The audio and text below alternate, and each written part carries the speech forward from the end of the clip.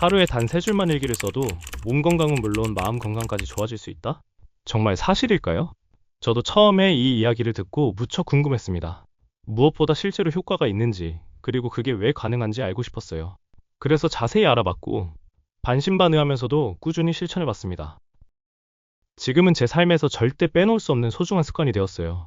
정말 효과가 있을까? 싶으신 분들, 잠시 이 영상을 보시고 직접 판단해 보시기 바랍니다. 일본에서 20년 넘게 신경계를 연구한 의사가 직접 실천해보고 수많은 환자들에게 적용해본 뒤 이야기하는 내용이니까요. 이 3줄 일기법은 몇 년 전 책으로 소개되었는데요. 제가 그 내용을 미리 읽고 핵심만 쉽게 정리해드리겠습니다. 실천하는데 5분이면 충분하고 전혀 어렵지 않으니 스트레스로 몸과 마음이 지쳐있는 분들이라면 꼭 한번 따라해보시고 도움을 받아보시기 바랍니다. 저자는 수면법, 식사습관, 운동, 호흡, 마음가짐 등 다양한 방법을 통해 일상 속 스트레스를 잘 다스리고 건강과 면역력을 유지하는 방법을 연구해 왔는데요. 그런데 결국 이 모든 것들을 하나로 일상에서 쉽게 실천할 수 있는 방법을 찾았다고 합니다. 그 방법은 하루 단 3줄로 짧게 하루를 정리하는 하루 3줄 일기 쓰기입니다. 어떻게 단 3줄로 복잡한 마음을 정리하고 스트레스를 리셋하여 건강을 회복시켜 줄 수 있는지 자세히 살펴보겠습니다. 3줄 일기는 하루에 3가지 주제로 한 줄씩 쓰는 일기입니다. 첫 번째, 오늘 가장 안 좋았던 일. 두 번째, 오늘 가장 좋았던 일. 세 번째, 내일의 목표. 예를 들어 이런 식으로 쓸 수 있어요. 2025년 1월 15일 수요일.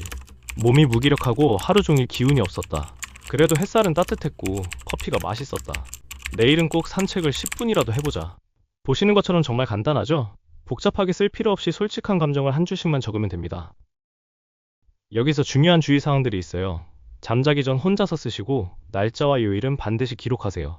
주제 순서를 바꾸지 말고 써야 하고 되도록 간결하게 쓰되 반드시 손글씨로 천천히 정성스럽게 작성해주세요. 여기까지는 3줄 일기 쓰는 법을 간단하게 알아보았고요. 제가 이 책을 읽으면서 궁금했던 다른 일기와 다른 몇 가지 특징을 알아보겠습니다. 첫째, 일기를 쓰는 것만으로 실제 건강에 어떻게 도움이 될까? 저자는 일상의 사소한 스트레스를 무시하지 말라고 강조합니다. 별거 아닌 것 같은 컨디션 변화가 자율신경의 균형을 깨트리거든요. 사람이 병에 걸리는 원인은 크게 혈관계 문제와 면역계 문제인데 이 두 체계는 모두 자율신경의 조절을 받습니다. 자율신경계가 불균형해지면 혈관계와 면역계 모두에 안 좋은 영향을 끼쳐 결국 건강을 해치게 됩니다. 3줄 일기는 과도한 스트레스가 쌓이지 않게 자율신경을 안정적으로 조절해주는 실질적인 효과가 있습니다. 매일 자신과의 대화를 통해 몸 건강뿐 아니라 마음을 성장시키고 스트레스를 안정적으로 유지해 나가게 합니다. 둘째, 쓰는 순서는 왜 중요한가? 왜 반드시 안 좋았던 일, 좋았던 일, 내일의 목표 순서로 써야 할까요?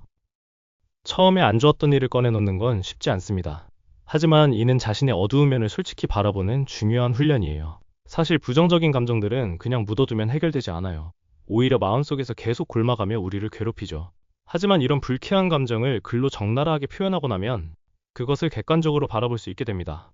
감정에 휩쓸리는 대신 냉철하게 생각할 수 있는 여유가 생기는 거예요.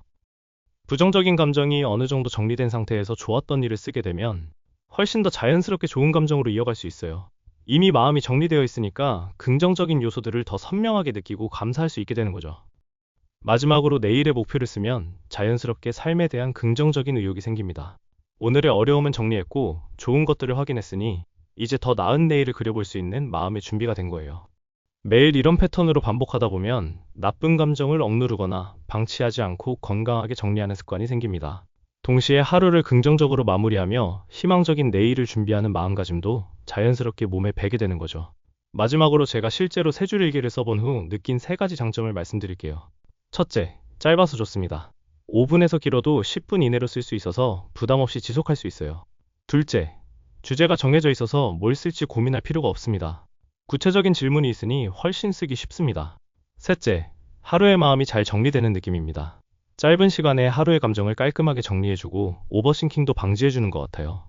나쁜 일 쓰고 다음에 좋은 일을 쓰니까 처음에 썼던 나쁜 일이 좀 더 가볍게 느껴지거나 해소되는 느낌이 듭니다. 제 생각에 지금 일기를 쓰지 않고 계신 분들께는 3줄 일기가 정말 도움이 될 거라 확신합니다. 평소에 나 자신에 대해 생각할 시간이 의외로 부족하잖아요. 하지만 일기를 쓰게 되면 매일 잠깐이라도 나를 돌아보는 시간을 갖게 됩니다. 하루를 정리하고 내일의 방향을 잡아가는 거죠.